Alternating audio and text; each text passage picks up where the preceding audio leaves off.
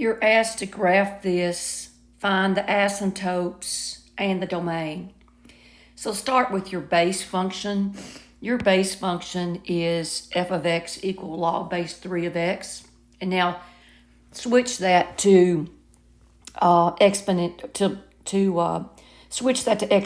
form. That would be 3 to the y equal x. And then they give you some order pairs. They want you to find the x value. So the first one, you let y be -1. So I just plugged in -1 for y and calculated this order pair. And the next order pair, they let y be 0. Substituted in y there. Got an order pair of 1, 0. And the last one, y equals 1. Plug in 1 for y. And I got this order pair here. Because x was 3 when we let y be 1. And then if you look at this, what you're actually messing with is just your base function plus 3.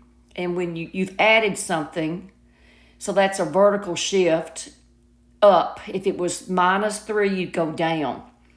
And that's adding 3 to your y value. You've got this plus 3. That's increasing y. So here are the 3 order pairs we found on the left-hand side of your screen. Now just add 3 to your y value. -1 plus 3 will give you 2. 0 plus 3 will give you 3. 1 plus 3 will give you 4. So I plotted these 3 order pairs. That's going to be the general shape. So you're going to use your graphing tool to pick out the logarithmic shape.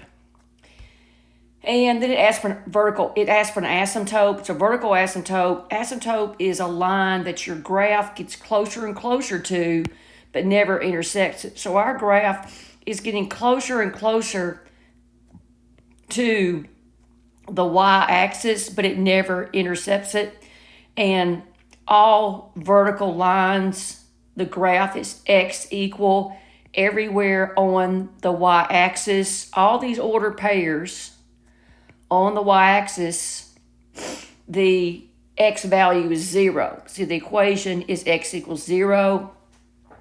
Now, if you want to do the domain, your graph is only on the right-hand side of the y-axis. So it starts at an x value of 0. You have a parenthesis, though, because it never intersects 0. And it's going to the right. So all these x values, it's going from 0 to infinity.